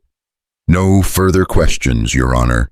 Sam stepped down, feeling like he'd been in a fist fight, but when he passed Eleanor's seat, she reached out and squeezed his hand. Just for a second, but it was enough. The final day of the inquiry brought the evidence everyone had been waiting for: Harold Caldwell's journal. Margaret Hayes presented it formally, along with expert testimony verifying the handwriting and the historical accuracy of the events described. She called military historians who confirmed that Victor Caldwell's unit had been in Tennessee during the Willow Creek Massacre. She brought in a survivor of the massacre, an old woman who'd been a child at the time, who testified through tears about watching Confederate soldiers shoot her mother. Did you see who commanded those soldiers? Hayes asked gently. There was a captain, the woman said. Young, with dark hair. He was laughing. I remember because my mother was begging for her life, and he was laughing like it was all a joke. Could you identify him if you saw him now? The woman pointed to a photograph. Hayes held up Victor Caldwell in his Confederate uniform. That's him. I'd know that face anywhere. It's haunted my dreams for 11 years. The courtroom was silent as death. Even Dutton seemed to shrink back from his table, realizing the battle was lost. Judge Kilpatrick took an hour to deliberate, then returned with her verdict. After reviewing all evidence and testimony, this court finds that Victor Caldwell was responsible for the Willow Creek Massacre and numerous other war crimes. His death, while unfortunate in that he cannot face formal trial, was justified under the doctrine of self-defense. Eleanor Mason's actions were reasonable, given the immediate threat to her life and the lives of others. All charges against Miss Mason are dismissed. Furthermore, this court recommends she be granted a full pardon by the territorial governor and that Victor Caldwell's estate be seized pending investigation into his criminal enterprises. The gavel came down like thunder, and Eleanor dissolved into tears. Sam pulled her close, feeling her shake with relief and exhaustion, and something that might have been joy. Reverend Parker clapped them both on the shoulders with his one good arm, grinning wider than Sam had ever seen him. Outside the courthouse, a crowd had gathered, some cheering, some angry, all shouting questions. Captain Morrison and his men formed a protective wall, escorting them to a hotel where Margaret Hayes had arranged rooms. Stay here tonight, she instructed. Tomorrow the territorial governor will issue the official pardon, and then you're free to go wherever you like. But I'd suggest leaving Tucson quickly. Caldwell had friends, and not all of them will accept this verdict gracefully. We'll leave at first light, Sam promised. That night, Sam couldn't sleep. He stood at the hotel window watching the street below, thinking about everything that had happened in less than 2 weeks. How Eleanor had changed from a terrified bride into someone strong enough to face down a courtroom full of hostile faces. How he'd changed from a man waiting to die into someone who might actually want to live. A knock on his door interrupted his thoughts. When he opened it, Eleanor stood there, wrapped in a borrowed shawl, her feet still bandaged but healing. Can't sleep either, she asked. No, too much thinking. Can I come in? I know it's not proper, but proper stopped mattering somewhere around the time I stabbed my husband. Despite everything, Sam smiled. Come in. They sat together on the narrow bed, not touching, but close enough to feel each other's warmth. Outside, Tucson settled into night sounds, dogs barking distant music, the wind that never fully stopped in the desert. "I keep waiting to feel different," Eleanor said after a long silence. "Like killing Victor should have changed me somehow, made me harder or colder or something, but I just feel tired." "That's because you're human. Killing doesn't make you a monster unless you enjoy it. You were just trying to survive." "So were you once, during the war." She looked at him. "Do you still think about it, the people you killed?" "Every day, sometimes every hour." Sam rubbed his face. "But I'm learning that carrying guilt is different from being destroyed by it. Parker told me redemption is about living, not dying. I think he's right." "What will you do now?" "After we leave Tucson." Sam hadn't let himself think that far ahead, afraid the answer might be nothing, might be more of the same isolated existence he'd been trapped in. But sitting here with Eleanor, feeling her trust and her quiet strength, he realized he wanted something different. "I thought I might rebuild my cabin, make it bigger maybe, more livable." He glanced at her. "Thought I might need room for 2 people instead of 1. Eleanor went very still. "Are you asking what I think you're asking?" "I'm asking if you'd consider staying, not like what Caldwell wanted, but as a partner, someone who shares the work and the life and the hard days, along with the good ones." Sam took her hand carefully, like it might break. "I know I'm too old for you. I know I'm damaged and I've got more ghosts than future. But I also know that these past 2 weeks fighting beside you, I felt more alive than I have in 10 years. And I'd like to see where that goes if you're willing." For a long moment, Eleanor didn't speak. Then she squeezed his hand hard enough to hurt. "I spent 25 years being told I was property, that my only value was in who owned me. My father sold me like livestock, and Victor tried to break me like a horse." Her voice shook but held firm. "What you're offering, partnership, equality, choice, that's the first real freedom anyone's ever given me. So yes, Sam, yes, I'll stay, I'll help rebuild, and we'll figure out the rest as we go." "We'll figure it out together," Sam corrected. And this time when he pulled her close, she came willingly, resting her head on his shoulder with a sigh that sounded like coming home.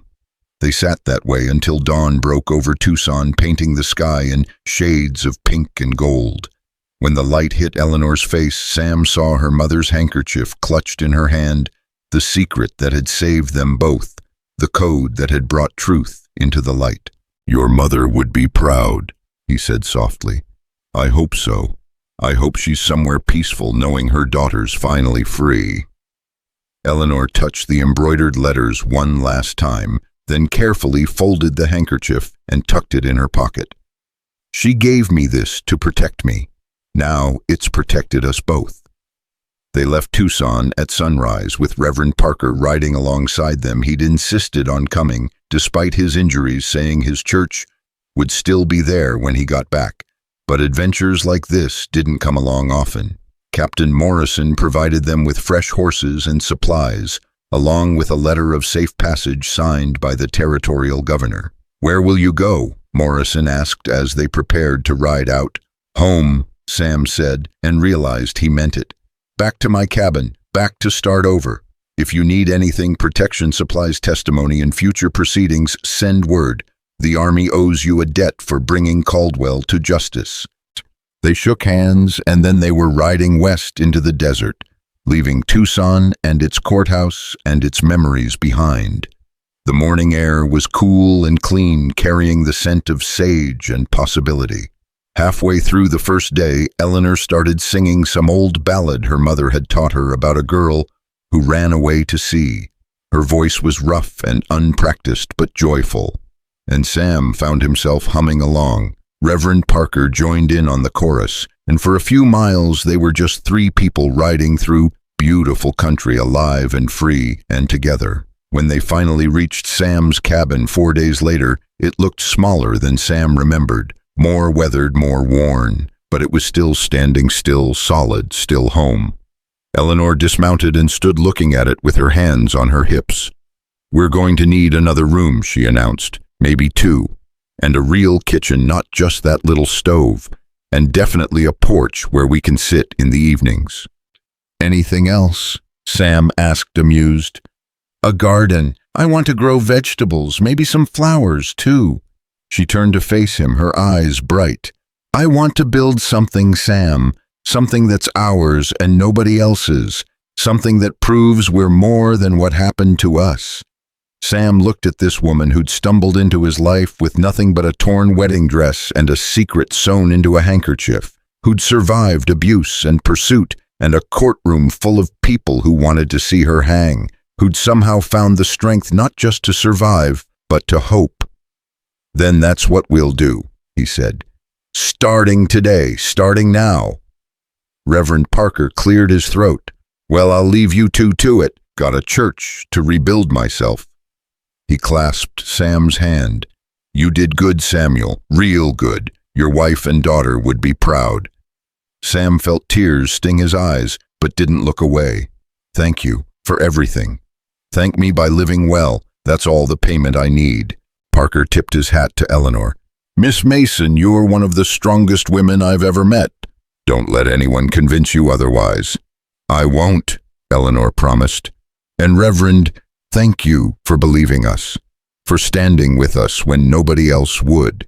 That's what faith is, Parker said simply. Standing with people when they need it most.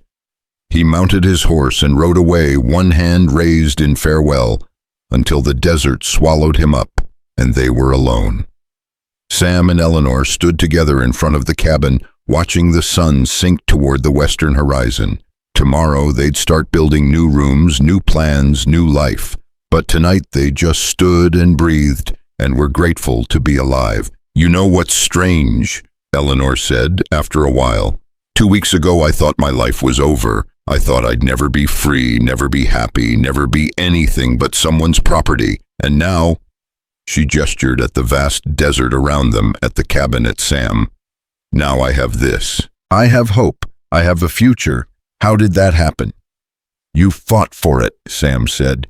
You didn't give up when it would have been easier. You kept going even when you were terrified. That's not strange, Ellie. That's courage. She leaned against him and he wrapped an arm around her shoulders. They stayed that way until the stars came out brilliant and countless in the clear desert sky. Somewhere out there, the world kept turning. Territorial governors issued pardons. Cavalry captains filed reports. Lawyers argued cases. But here, on this small piece of frontier, 2 broken people had found something worth more than all the gold in California. They'd found each other, and in finding each other, they'd found themselves. The past would always be there, Sam's guilt, Eleanor's trauma, the ghosts they both carried. But the future stretched out before them now, uncertain and challenging, but theirs to shape. Together they'd build something beautiful from the ashes of what they'd lost. And that Sam thought as he led Eleanor inside the cabin and lit the lamp against the gathering dark was redemption enough for anyone. The first 3 months were harder than Sam had expected. Not the physical work. His body remembered how to swing a hammer and cut timber even if his joints protested the next morning. It was the proximity, the constant presence of another human being after a decade of solitude that challenged him most. Eleanor sensed it without him saying a word. She'd find him standing at the window at odd hours, staring into the darkness, and she'd simply sit nearby without speaking, not pushing, not demanding, just being there until whatever demon he was wrestling with finally loosened its grip. You don't have to explain, she said one night when he apologized for his silence. I understand needing space from your own thoughts. How do you do it? Sam asked. After everything that happened, you just keep moving forward. Like the past doesn't touch you. Eleanor set down the shirt she'd been mending and looked at him with eyes that had seen too much for her age. It touches me every day. I still dream about Victor's hands on me, about running through the desert, about the sound he made when I shot him. But I decided something in that courtroom when Dutton was trying to tear me apart. What's that? That I'd survive the worst thing that could happen to me, And I was still here, still breathing, still capable of choosing my own path. She stood and crossed to where he sat. Victor wanted to break me, Sam. He wanted to own not just my body, but my spirit. And the best revenge I can take is to refuse to stay broken, to build something he never could have imagined I'd have. Sam pulled her close, pressing his face against her hair. You're stronger than I ever was. No, I'm just further along in the healing. You'll get there too. And slowly, painfully, he did. The nightmares about the fire came less frequently. He went whole days without drinking, then whole weeks. The cabin expanded room by room, first a proper bedroom, then a kitchen with a real stove, then a porch that wrapped around two sides. Eleanor planted her garden in spring, and by summer they had tomatoes and squash and herbs that made the whole property smell like something living instead of just surviving. Reverend Parker visited once a month, always arriving with news from the wider world, and usually a bottle of something strong that he and Sam would share on the new porch, while Eleanor rolled her eyes at them both. The church had been rebuilt larger than before, and Parker had started a school for children whose parents worked the failing mines. Community's growing, Parker said during one visit 6 months after the trial. People are moving west again now that word spread about Caldwell being gone. They feel safer. Good, Sam said. Territory needs honest people. Speaking of which, Parker pulled out a letter.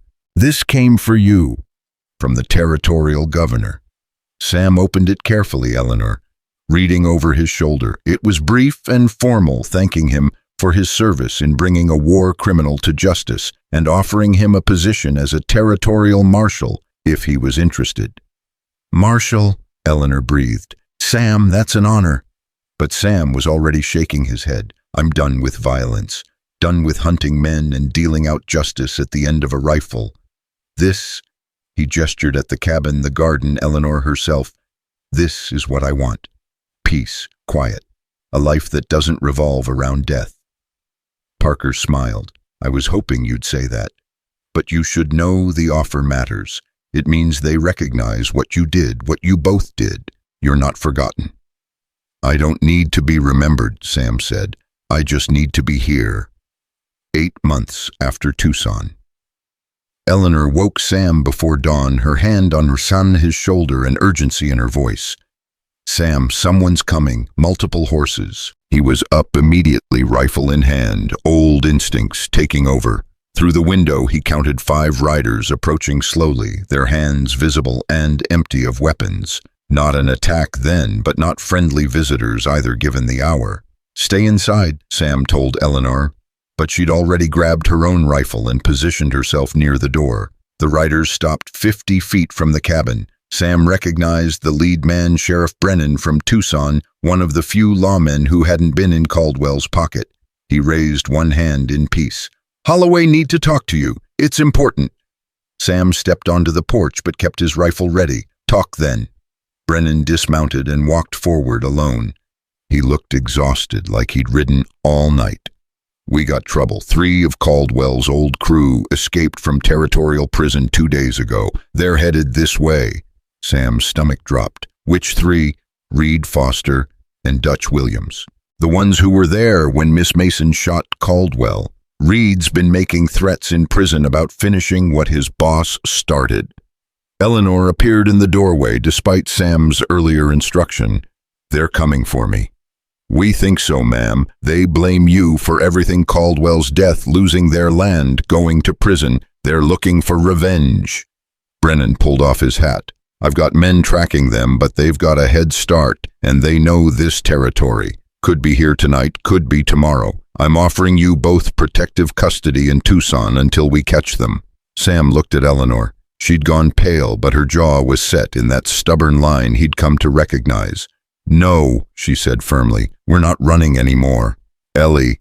No, Sam, we built this place. We fought for the right to live here in peace. I'm not letting 3 criminals chase us away from our home. Brennan shifted uncomfortably. Miss Mason, these men are dangerous. Reed killed a guard during the escape. They're not going to come here looking to talk. Then we'll be ready when they arrive. Eleanor's hand tightened on her rifle. Sam taught me to shoot. We've got good cover and high ground, and this time I won't hesitate.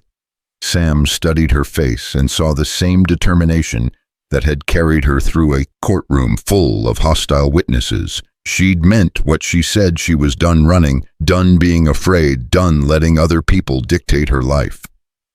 "All right," he said to Brennan, "we stay, but I want 2 of your men positioned in the rocks south of here and 2 more watching the canyon approach. If Reed and his crew show up, I want them surrounded." Brennan nodded slowly. "You sure about this?" "No, but she is, and that's good enough for me."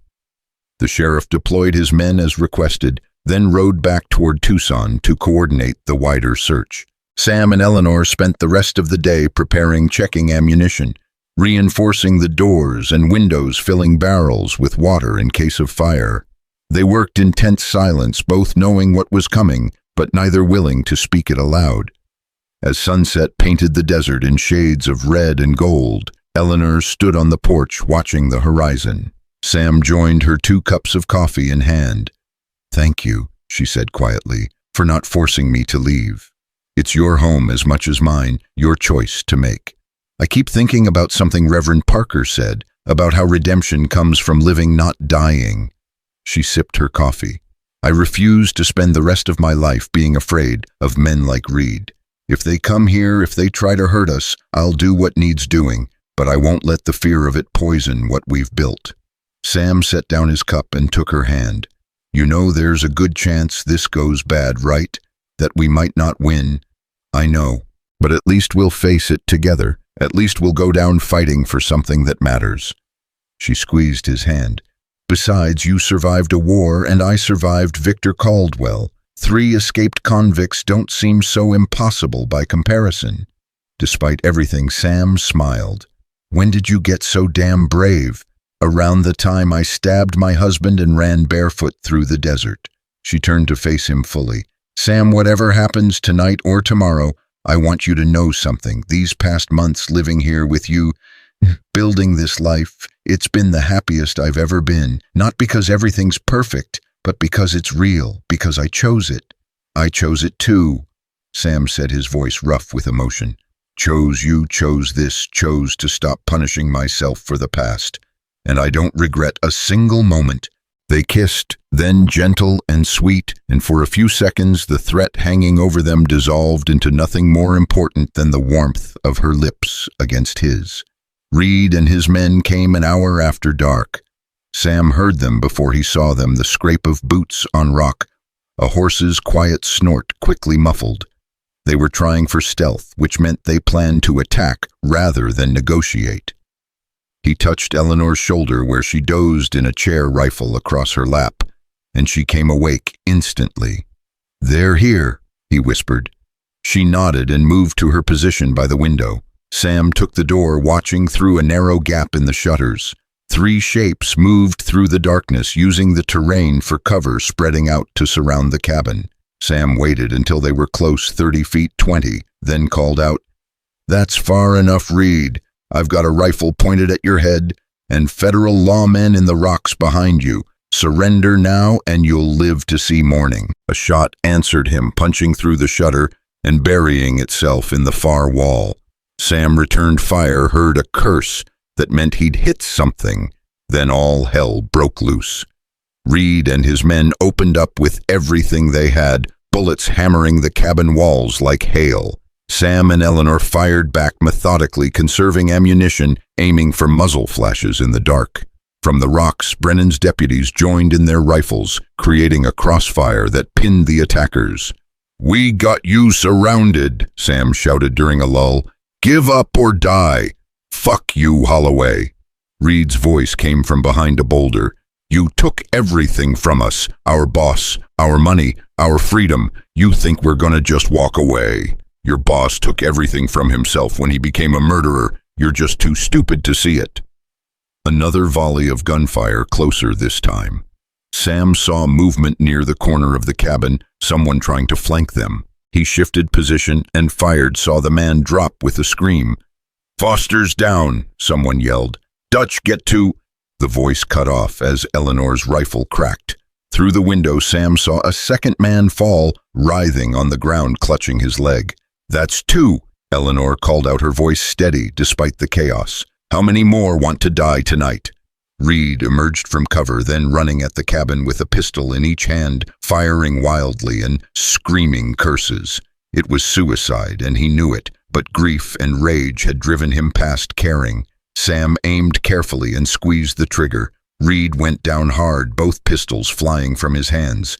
He tried to get up, failed, and collapsed face first in the dirt. The gunfire stopped as suddenly as it had started, leaving only ringing silence and the smell of powder smoke. "Reed," Sam called. "You alive?" A groan answered him. Sam waited another minute, watching for tricks, then stepped cautiously onto the porch. Brennan and his deputies emerged from the rocks, rifles trained on the fallen attackers. Eleanor followed Sam out, still holding her weapon ready. Reed lay on his back, blood spreading across his shirt. Sam kicked the pistols away and knelt beside him. The wound was bad gut shot, slow and painful. Reed's eyes found Eleanor and filled with hate. "Bitch," he wheezed. "You ruined everything." "No," Eleanor said calmly, standing over him. "Victor Caldwell ruined everything when he decided to murder innocent people. You ruined everything when you chose to follow him. I just refused to be another one of his victims. He was good to us, paid us well, gave us purpose. He paid you to hurt people. That's not purpose, that's just evil for hire." She lowered her rifle. "I'm sorry you're dying, Mr. Reed, but I'm not sorry you failed." Reed tried to spit at her, but only managed to cough blood. His breathing grew shallow, labored, and then stopped entirely. Sam stood and stepped back, feeling nothing but tired relief. Brennan approached, surveying the scene. "Foster's dead. Dutch'll live if we get him to a doctor, and Reed's done." He looked at Sam and Eleanor. "You two all right?" "We're fine," Sam said. "Cabin took some damage, but nothing we can't fix." "Good. I'll need statements, but they can wait till morning. Get some rest." Brennan paused. "For what it's worth, you both handled that better than most trained lawmen would have. Maybe you should reconsider that marshal position." Sam shook his head. "This is the last fight I'm looking for, Sheriff. After tonight, I just want to live quiet." "Can't say I blame you." Brennan tipped his hat. "I'll post guards for the rest of the night, just in case. But I think the threat's over now. Caldwell's whole organization is either dead or in prison. You're finally free." After the bodies were removed and the deputies settled into watch positions, Sam and Eleanor sat on their battered porch watching false dawn paint the eastern sky. Neither had slept, both too wired from adrenaline and relief. "Is it really over?" Eleanor asked. "Can we actually believe that?" "I think so. Reed was the last one who cared enough to come after us. Everyone else either moved on or learned better." Sam put his arm around her shoulders. "We're safe, Ellie. Finally, actually safe." She leaned against him, and he felt tension drain from her body like water. "I thought I'd feel different, triumphant or relieved or something, but I just feel tired." "That's because you've been fighting for almost a year straight. Your body knows it's over before your mind does." He kissed the top of her head. "Give it time, the peace will come." And it did, slowly but surely. The weeks turned into months and the months into a year. They repaired the damage to the cabin and expanded it further, adding a workshop where Sam could work leather and wood, and a studio where Eleanor discovered she had a talent for painting. She started with simple things, the desert at sunset, the garden in bloom, but gradually moved to portraits. She painted Sam a dozen times, trying to capture the way his face had changed, from haunted to peaceful. Reverend Parker married them on a spring morning with wildflowers blooming across the valley and a handful of neighbors as witnesses. Eleanor wore a simple dress she'd sewn herself, and Sam wore his best shirt. There were no fancy words, no elaborate ceremony, just two people promising to stand by each other through whatever came next. "I never thought I'd marry again," Sam said during the vows. "Never thought I deserved the chance. But you showed me that redemption isn't something you earn, it's something you choose every single day." So I choose you, Eleanor, today and every day after." Eleanor's eyes shone with tears. "I never thought I'd marry for love. Only ever knew marriage as a transaction, as ownership. But you taught me it could be partnership instead, that two broken people could heal each other. So I choose you too, Sam. Not because I have to, but because I want to, because you're the best man I've ever known." Parker pronounced them married, and they kissed while their neighbors cheered. It was simple and perfect, and theirs. 2 years after the trial in Tucson, a letter arrived from Margaret Hayes. She'd been appointed to a judgeship and wrote to thank them again for their courage. She also included news Victor Caldwell's estate had been fully liquidated, his crimes officially recorded in federal archives, and several of his former associates had been prosecuted based on evidence found in Harold Caldwell's journal. The territory was cleaner for their actions, she wrote, and history would remember them well. Eleanor read the letter aloud on the porch, then carefully folded it and added it to a box where she kept important documents, next to Harold Caldwell's journal, which they'd been allowed to keep after the trial, next to her mother's handkerchief still embroidered with the code that had saved them both. "Do you ever think about him?" Sam asked. "About Victor?" "Sometimes, usually in dreams." Eleanor looked out at the valley they'd made home. "But less and less as time goes on. He's fading, Sam. Becoming just a story I tell myself about a terrible thing I survived. And that feels right, you know. He doesn't deserve to haunt me forever." "What about your father?" She was quiet for a long moment.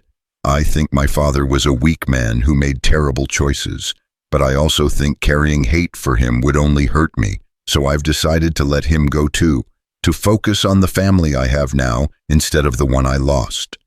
Sam understood what she meant. He still thought about his wife and daughter, still felt the ache of their absence, but it no longer consumed him.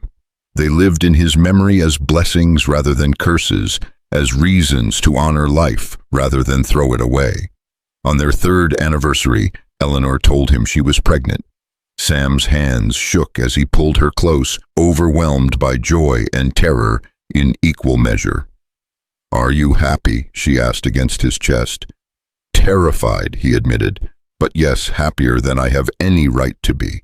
"You have every right, we both do." She pulled back to look at him. "We survived hell to get here, Sam. We've earned this." Their daughter was born in autumn when the desert cooled and the light turned golden. They named her Sarah after Eleanor's mother, and she came into the world squalling with fury and life. Sam held her for the first time and felt something break open in his chest. Not pain, but its opposite. A kind of healing he hadn't known was possible. "She looks like you," he told Eleanor, who lay exhausted but radiant in their bed. "She has your eyes." Eleanor smiled. "Strong and kind. She'll be stronger than both of us," Sam predicted. "Growing up free with parents who love her and each other. She'll never know what it's like to be property or to carry the kind of shame we did." "Good." Eleanor reached for his hand. "That's what we fought for, her right to be free, her right to choose her own path." Reverend Parker baptized Sarah in the stream that ran past their property, surrounded by the community that had grown up around them, families who'd moved west seeking fresh starts, children who played without fear, men and women building honest lives. The territory was still rough and dangerous in places, still scarred by its violent past, but it was healing too, just like them. 5 years after Eleanor had collapsed on Sam's doorstep, they stood together on their porch watching Sarah chase butterflies through the garden. The cabin had become a home, the land had become a farm, and the two broken people who'd found each other in the darkness had become a family. "Do you ever wonder what would have happened if you'd turned me away that night?" Eleanor asked, her hand finding Sam's. "Every day," Sam said honestly. "And every day I'm grateful I didn't. You saved my life, Ellie, just as much as I saved yours." "We saved each other," she corrected. "That's what matters." Sarah ran up to them, then clutching a handful of wildflowers and chattering about a rabbit she'd seen near the creek. Sam lifted her onto his shoulders while Eleanor laughed and straightened her daughter's wind-tangled hair, and for a moment the world was exactly as it should be, peaceful, whole, and theirs. The past would always be part of them. Sam would always carry the memory of his first family, of fire and loss, and years spent drowning in guilt. Eleanor would always remember the fear of her wedding night, the desperation of her flight, the weight of the pistol in her hand when she'd ended Victor Caldwell's life. But the past wasn't all they were anymore. They'd built something new from the ashes of what they'd lost, something stronger because it was founded on choice rather than circumstance, on partnership rather than ownership, on love that had been tested by fire and proven unbreakable. True purity, Sam had learned, wasn't the absence of sin or suffering. It was the courage to rise from both and build something beautiful anyway. It was choosing to live when dying seemed easier to hope, when despair seemed logical to love, when fear seemed safer. Eleanor had taught him that, and together they'd proven that redemption wasn't a destination, but a daily practice, 1,000 small choices to be better than yesterday, to honor the people they'd lost by living fully in their names. Out in the frontier, where the desert met the sky and survival was never guaranteed, two scarred souls had found what they'd both been seeking without knowing it. Not perfection, but peace. Not forgetting, but healing. Not an ending, but a beginning worth every mile they'd traveled to reach it. And that was enough.